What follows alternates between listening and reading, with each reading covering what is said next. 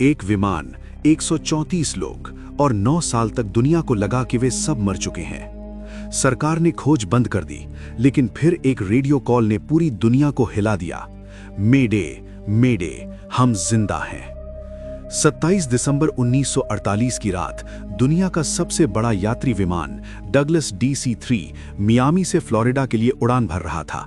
विमान में 125 यात्री और 9 क्रू सदस्य, कुल 134 लोग सवार थे। उत्तरी अटलांटिक महासागर के ऊपर लगभग 8300 फीट की ऊंचाई पर विमान शांति से अपनी 180 मील प्रति घंटे की रफ्तार से आगे बढ़ रहा था।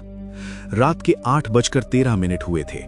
कॉकपिट में कैप्टन रॉबर्ट मिलर और उनके को पायलट सब कुछ सामान्य देख रहे थे, लेकिन अचानक San Juan air traffic control यानी ATC के साथ उनका संपर्क कमजोर पड़ने लगा। कैप्टन मिलर ने रिपोर्ट किया कि उन्हें एक मामूली तकनीकी समस्या का सामना करना पड़ रहा है। ये उनकी आखिरी आवाज थी। इसके ठीक 10 सेकंड के अंदर विमान ATC के रडार से हमेशा के लिए गायब हो गया। विमान की आखिरी लोकेशन बरमूडा ट्रायंगल के ठीक बीच में थी। उस रात जो हुआ वो किसी तकनीकी खराबी से कहीं ज्यादा भयानक था। विमान दुनिया की सबसे रहस्यमयी जगह बरमूडा ट्रायंगल के एक ऐसे बवंडर में फंस गया था जिसके बारे में किसी ने ना कभी सुना था ना कभी देखा था। पलक झपकते ही विमान के अंदर चीख पुकार मच गई। कैप्टन मिलर ने अपनी पूरी ताकत से प्लेन को संभालने की कोशिश की, लेकिन तब तक बहुत देर हो चुकी थी। तूफान ने पूरे विमान को अपनी चपेट में ले लिया था और उसे किसी खिलौने की तरह घुमा रहा था। प्लेन के सारे इलेक्ट्रॉनिक उपकरण, कंपस, रडार, सब कुछ बंद हो चुका था। विमान अब किसी इंसान के नियंत्रण में नहीं था। वो सिर्फ तूफान की रफ्तार से अंधाधुंध उड़े जा रहा था। लगभग आधा घंटा उस जानलेवा बवंडर में जूझने के बाद जब विमान तूफान से बाहर निकला तो चारों तरफ सिर्फ अंतहीन समंदर था। प्लेन के इंजन अभी भी काम नहीं कर रहे थे और वो धीरे धीरे नीचे की ओर गिर रहा था। तभी को पायलट की नजर सामने एक द्वीप पर पड़ी। वो एक अनजान, अनछुआ द्वीप था। सबको पता था कि उनकी मौत बस कुछ ही पलों की दूरी पर है। विमान उस द्वीप पर मौजूद एक विशालकाय पुराने पेड़ से जा टकराया। पेड़ की सैकड़ों मोटी डालियों ने विमान को किसी जाल की तरह अपने अंदर फंसा लिया, और यही वो चमत्कार था जिसने 134 लोगों की जान बचा ली। विमान के पेड़ में फंस जाने से यात्रियों की जान तो बच गई, लेकिन ये एक दर्दनाक शुरुआत थी। विमान के अंदर से कराहने और रोने की आवाजें आ रही थीं। कैप्टन रॉबर्ट मिलर, जिनका सिर एक पैनल से टकराया गया था, होश में आते ही हरकत में आ गए। उन्होंने तुरंत लोगों को शांत कराया। विमान में सवार एक retired army doctor Evelyn read ने बिना समय गवाए घायलों की देखभाल शुरू कर दी। कुल 10 लोग गंभीर रूप से घायल थे। किसी का हाथ टूटा था, किसी का पैर, तो 2 लोगों के सिर पर गहरी चोटें आई थीं। बाकी सभी लोग सदमे में थे, लेकिन सुरक्षित थे। जब सब धीरे धीरे विमान से नीचे उतरे तो उन्होंने महसूस किया कि वे कहां आ फंसे हैं। ये एक ऐसा द्वीप था जो किसी नक्शे पर मौजूद नहीं था। चारों तरफ घना जंगल, अजीबोगरीब पेड़ पौधे और एक अनजानी खामोशी थी। सबसे पहली और सबसे बड़ी चुनौती थी पानी। हर कोई प्यासा था, लेकिन पूरे द्वीप पर दूर दूर तक किसी नदी, झरने या साफ पानी के स्रोत का कोई निशान नहीं था। उनकी एकमात्र उम्मीद अब सिर्फ बारिश का पानी थी। कैप्टन मिलर ने अपने अनुभव का इस्तेमाल करते हुए लोगों को समूहों में बांटा। एक समूह को विमान के मलबे से खाने पीने का सामान, दवाइयां और काम की चीजें निकालने का काम सौंपा गया। दूसरा समूह कैप्टन के साथ मिलकर रात गुजारने के लिए एक अस्थायी आश्रय बनाने में जुट गया। उन्होंने विमान की टूटी हुई सीटों, धातु की चादरों और बड़े बड़े पत्तों का इस्तेमाल करके एक काम चलाऊ छत तैयार की, जो उन्हें रात की ठंड और संभावित बारिश से बचा सके। उस पहली रात जब वे एक दूसरे से सटकर बैठे थे तो उनके दिलों में एक ही सवाल था, क्या कोई उन्हें ढूंढने आएगा? क्या वे कभी इस अनजान जगह से बाहर निकल पाएंगे? दूसरे दिन की सुबह एक नई और कहीं ज्यादा कठिन चुनौती लेकर आई। भोजन की कमी उनके सामने सबसे बड़ी समस्या बनकर खड़ी थी। विमान से जो थोड़ा बहुत खाना मिला था वो ज्यादा दिन चलने वाला नहीं था। उन्हें द्वीप पर ही भोजन खोजना था, लेकिन कौन सा फल जहरीला है और कौन सा खाने लायक, ये जानने का कोई तरीका नहीं था। ये अज्ञानता हर कदम पर मौत का खतरा बनकर खड़ी थी। इसी कोशिश में एक अधेड़ उम्र के व्यक्ति ने एक अनजान फल खा लिया और कुछ ही घंटों में उसकी तड़प तड़प कर मौत हो गई। ये द्वीप पर हुई पहली मौत थी जिसने सभी को अंदर तक हिलाकर रख दिया। पहली बार सबको ये एहसास हुआ कि वे सिर्फ फंसे नहीं हैं, बल्कि हर दिन मौत के बेहद करीब जी रहे हैं। डर, सदमा और अनिश्चितता पूरे समूह पर भारी पड़ने लगी। इस घटना के बाद लोगों में डर और सीमित भोजन को लेकर पहला संघर्ष शुरू हुआ, लेकिन कैप्टन मिलर और डॉक्टर एवलिन ने स्थिति को संभाला और लोगों को टूटने नहीं दिया। इसी बीच विमान में मौजूद इंजीनियर आर्थर वैस में टूटे हुए रेडियो को ठीक करने की कोशिश शुरू की। कई घंटों की कड़ी मशक्कत के बाद वो एक कमजोर सा सिग्नल भेजने में कामयाब रहा। उसने अपनी आखिरी लोकेशन और मदद का संदेश भेजा, लेकिन सामने से कोई जवाब नहीं आया। रेडियो की बैटरी खत्म हो चुकी थी और संपर्क का एकमात्र जरिया भी हमेशा के लिए टूट चुका था। दिन बीतते गए। जब 10 दिन बाद भी बचाव का कोई संकेत नहीं मिला, तो 4 लड़कों और एक लड़की का सब्र जवाब दे गया। एक रात जब सब गहरी नींद में थे, वे चुपके से विमान के मलबे से बनी एक छोटी सी नाव लेकर समुद्र में उतर गए। उन्हें लगा कि मरने से बेहतर है कोशिश करना। वे फिर कभी लौटकर नहीं आए। उनका क्या हुआ, वे कहां गए, ये एक रहस्य बनकर रह गया। उनके जाने के बाद बचे हुए लोगों को यह एहसास हो गया कि अब उन्हें लंबे समय तक इसी द्वीप पर रहना पड़ेगा। उम्मीद की जगह धीरे धीरे मजबूरी ने ले ली। कैप्टन मिलर ने सभी को इकट्ठा किया और एक स्थायी व्यवस्था बनाने का प्रस्ताव रखा। काम का बंटवारा किया गया। एक टीम रोज जंगल में जाकर भोजन और फल इकट्ठा करती, दूसरी टीम आश्रय को मजबूत बनाने और उसकी मरम्मत का काम संभालती। डॉक्टर एवलिन और कुछ अन्य लोग घायलों और बीमारों की देखभाल में जुट गए। दूसरी ओर अमेरिकी सरकार ने विमान को खोजने के लिए इतिहास का सबसे बड़ा सर्च ऑपरेशन शुरू किया था। अटलांटिक महासागर के चप्पे चप्पे को छान मारा गया, लेकिन विमान का एक टुकड़ा भी नहीं मिला। 1 सप्ताह की लगातार खोज के बाद जब कोई सुराग नहीं मिला, तो ये विशाल अभियान धीरे धीरे ठंडा पड़ गया। इसी बीच द्वीप पर बचे हुए लोगों ने जीने की कला सीखनी शुरू कर दी थी। उन्होंने द्वीप के पत्थरों और विमान की धातु को घिस घिस कर चाकू और भाले जैसे औजार बनाए। सबसे बड़ी चुनौती द्वीप के जंगली सुअर थे, जो झुंड में रहते थे और रात के समय उनके शिविर पर हमला कर देते थे। विमान में मौजूद एक शिकारी ट्रेनर ने लोगों को भाला चलाना और जाल बिछाना सिखाया। कई दिनों की योजना और अभ्यास के बाद उन्होंने अपने पहले जंगली सुअर का शिकार किया। ये एक भयानक लेकिन भावनात्मक क्षण था। शिकार के दौरान 2 लोग घायल हो गए, लेकिन जब वे उस शिकार को लेकर शिविर में लौटे, तो वो सिर्फ भोजन नहीं था, वो उनकी एकता और दृढ़ संकल्प की जीत थी। उन्होंने द्वीप के किनारे टूटे हुए नारियल के तनों से रेत पर बड़े बड़े अक्षरों में हेल्प लिखा, इस उम्मीद में कि शायद कोई गुजरता हुआ जहाज या विमान इसे देख ले। हर दिन वे उसी दिशा में नजरें गड़ाए रहते थे। 6 महीने बीत चुके थे।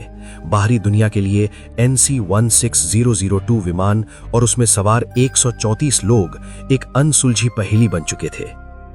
45 मिलियन खर्च करने के बाद अमेरिकी सरकार ने आधिकारिक तौर पर सर्च ऑपरेशन बंद कर दिया और सभी को लापता घोषित कर दिया। उनके परिवारों को बता दिया गया कि अब लौटने की कोई उम्मीद नहीं है। लेकिन इस अनजान द्वीप पर जीवन किसी तरह आगे बढ़ रहा था। जो लोग गंभीर रूप से घायल थे, वो डॉक्टर एवलिन की देखभाल में धीरे धीरे ठीक होने लगे और छोटे मोटे कामों में हाथ बटाने लगे। फिर भी बीमारी और निराशा के कारण कुछ और लोगों की मौत हो गई। अब द्वीप पर केवल 114 लोग बचे थे। उन्होंने अपने मृतकों को सम्मान के साथ दफनाना शुरू किया और एक दूसरे का मानसिक सहारा बने। रात में जब सब आग के चारों ओर बैठते, तो अपने पुराने जीवन की कहानियां सुनाते और कभी कभी गाने भी गाते। लगभग 1.5 साल बाद द्वीप पर पहली बार किसी बच्चे की किलकारी गूंजी, जिसने सबके दिलों में एक नई उम्मीद जगा दी। लगभग 1.5 साल बाद द्वीप पर जन्मे उस बच्चे ने सभी के भीतर जीने की एक नई वजह भर दी थी। समय बीतता गया और 2 साल पूरे हो चुके थे। इस दौरान उन्होंने द्वीप पर जीना सीख लिया था। उन्होंने छोटी मोटी खेती शुरू कर दी थी और मछली पकड़ने के नए नए तरीके ईजाद कर लिए थे। फिर भी सभ्य दुनिया में लौटने की इच्छा उनके दिलों में जिंदा थी, जो हर रात उन्हें बेचैन रखती थी। इंजीनियर आर्थर वेंस के नेतृत्व में सभी ने मिलकर एक बड़ी नाव बनाने का फैसला किया। ये उनका अब तक का सबसे बड़ा और सबसे महत्वाकांक्षी प्रोजेक्ट था। महीनों की कड़ी मेहनत के बाद उन्होंने विमान के टुकड़ों, लकड़ी और बेलों का उपयोग करके एक बड़ी और मजबूत नाव तैयार की। जिस दिन उन्होंने उस नाव को समुद्र में उतारा, वो दिन किसी त्योहार से कम नहीं था। 25 सबसे मजबूत और अनुभवी लोगों को उस नाव पर सवार किया गया, इस वादे के साथ कि वे मदद लेकर वापस लौटेंगे। नाव द्वीप से कुछ मील दूर तक तो ठीक चली, लेकिन फिर मौसम ने अपना असली रूप दिखा दिया। अचानक आसमान में काले बादल घेर आए और एक भयानक तूफान ने उनकी नाव को चारों तरफ से घेर लिया। ऊंची ऊंची लहरों ने नाव को पलट दिया। उनमें से कुछ ही लोग तैरकर किसी तरह वापस द्वीप के किनारे पहुंच पाए, लेकिन उस हादसे में 16 लोगों की जान चली गई। ये द्वीप पर अब तक का सबसे बड़ा झटका था। पहले ही बीमारी और निराशा से 15 लोग मर चुके थे और अब इस हादसे ने 16 और लोगों को उनसे छीन लिया। कुल मिलाकर 31 लोगों की मौत हो चुकी थी और 5 लोग पहले ही भाग चुके थे। अब द्वीप पर केवल 98 लोग बचे थे। इस घटना ने उनके बचने के विश्वास को पूरी तरह चकनाचूर कर दिया। कई लोगों ने मान लिया कि यही द्वीप उनकी कब्र बनेगा और यहां से निकलने की हर कोशिश सिर्फ मौत को दावत देना है। लेकिन फिर भी कुछ लोग ऐसे थे जिनके भीतर उम्मीद की आखिरी लौ अभी बुझी नहीं थी। 5 साल गुजर चुके थे। जो बच्चे द्वीप पर पैदा हुए थे, उनके लिए यही उनकी पूरी दुनिया थी। उन्होंने कभी कार, बिजली या शहर नहीं देखे थे।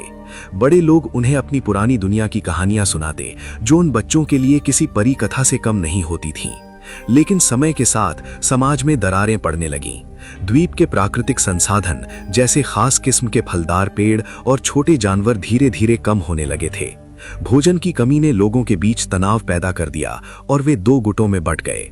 एक गुट का नेतृत्व कैप्टन मिलर कर रहे थे, जो अब भी मानते थे कि किसी भी कीमत पर यहां से निकलने की कोशिश जारी रखनी चाहिए।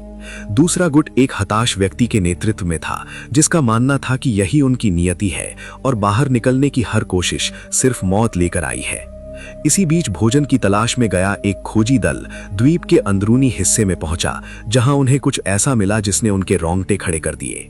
उन्हें किसी प्राचीन और टूटी फूटी सभ्यता के खंडर मिले। उन खंडरों के पास एक गुफा के अंदर उन्हें एक इंसान का कंकाल मिला, जिसके पास धातु का एक छोटा सा जंग लगा टुकड़ा पड़ा था। वो टुकड़ा किसी पुराने विमान का हिस्सा लग रहा था। इससे साफ हो गया कि वे इस द्वीप पर फंसने वाले पहले लोग नहीं थे। बरमूडा ट्रायंगल का रहस्य और भी गहरा हो गया। क्या इस द्वीप पर कोई श्राप था? क्या यहाँ आने वाला हर इंसान यहीं मर जाता है? इन सवालों ने उनके दिलों में डर और निराशा को और मजबूत कर दिया। 7 साल बीत चुके थे और इन 2 सालों में तनाव, बीमारी और भोजन की कमी के कारण 16 और लोगों की मौत हो गई थी। अब उनकी संख्या घटकर सिर्फ 82 रह गई थी। लोग जीने की उम्मीद लगभग छोड़ चुके थे और बस किसी तरह दिन काट रहे थे। तभी 8वें साल की एक दोपहर द्वीप पर एक भयानक चक्रवात आया। तेज हवाओं और मूसलाधार बारिश ने उनके बनाए आश्रयों और फसलों को पूरी तरह तबाह कर दिया। वे खुले आसमान के नीचे भीगते हुए कांप रहे थे और सोच रहे थे कि शायद अब अंत आ गया है। लेकिन कुछ ही हफ्तों बाद द्वीप एक जोरदार भूकंप से कांप उठा। जमीन ऐसे हिल रही थी जैसे फट जाएगी। पहाड़ टूटकर गिरने लगे और पेड़ जड़ से उखड़ गए। हर कोई अपनी जान बचाने के लिए इधर-उधर भाग रहा था। अनजाने में यही भूकंप उनके उद्धार का कारण बनने वाला था। भूकंप के कारण विमान का वो मलबा जो सालों से एक ही जगह पड़ा था, अपनी जगह से खिसक गया। उसके नीचे दबे कुछ तार और उपकरण बाहर आ गए। भूकंप के कुछ दिन बाद जब सब कुछ शांत हुआ तो इंजीनियर आर्थर वेन्स टूटे हुए मलबे का निरीक्षण कर रहा था। तभी उसकी नजर विमान के उस रेडियो पर पड़ी जो अब एक अलग कोण पर पड़ा था। उसी समय वैज्ञानिकों के अनुसार एक तीव्र सौर तूफान यानी सोलर फ्लेयर उठा, जिसने पृथ्वी के चुंबकीय क्षेत्र को प्रभावित किया। शायद इसी खगोलीय घटना या हिले हुए तारों के जुड़ जाने से एक चमत्कार हो गया। आर्थर ने जैसे ही रेडियो का एक स्विच दबाया, उसमें से हल्की सी खरखराहट की आवाज आई। उसके दिल की धड़कन तेज हो गई। उसने कांपते हाथों से बचे खुचे तार जोड़े और 9 साल में पहली बार रेडियो की हरी बत्ती जल उठी। उसने तुरंत माइक उठाया और कांपती आवाज में कहा, मेडे मेडे मेडे। ये फ्लाइट NC-16002 है। क्या कोई सुन रहा है? हम जिंदा हैं। मियामी के एयर ट्रैफिक कंट्रोल में बैठे ऑपरेटर को जब यह संदेश सुनाई दिया तो उसे अपने कानों पर यकीन नहीं हुआ। लेकिन जब आर्थर ने विमान का रजिस्ट्रेशन नंबर, कैप्टन का नाम और उड़ान की तारीख बताई तो पूरे कंट्रोल रूम में सन्नाटा छा गया। अमेरिकी सरकार ने तुरंत रेस्क्यू ऑपरेशन दोबारा शुरू कर दिया। द्वीप पर मौजूद लोग दिन रात आग जलाकर धुआं करते रहे। पूरे 9 साल बीत चुके थे। एक सुबह जब बचे हुए 82 लोग जागे तो दूर क्षितिज पर एक छोटा सा धब्बा दिखाई दिया। वो धब्बा धीरे धीरे बड़ा होता गया और आखिरकार वो एक अमेरिकी नौसेना का जहाज निकला। उस जहाज को देखते ही 9 साल का दर्द, पीड़ा और इंतजार आंसुओं के सैलाब में बह निकला। लोग रो रहे थे, हंस रहे थे और एक दूसरे को गले लगा रहे थे। जब बचाव दल द्वीप पर उतरा तो वे उस दृश्य को देखकर सन्न रह गए। जिन्हें दुनिया 9 साल पहले मरा हुआ मान चुकी थी, वे आज उनके सामने खड़े थे। उनकी वापसी की कहानी ने पूरी दुनिया को हिला दिया। एक साल बाद 1958 में लेखक जेम्स बाल्डविन ने इन बचे हुए लोगों के अनुभवों पर आधारित किताब लिखी जिसका नाम था lost in the echo of 9 years, survival of flight NC-16002। ये किताब अमेरिका की सबसे ज्यादा बिकने वाली किताबों में से एक बनी और ये साबित कर गई कि उम्मीद की एक छोटी सी किरण भी सबसे घने अंधेरे को चीर सकती है।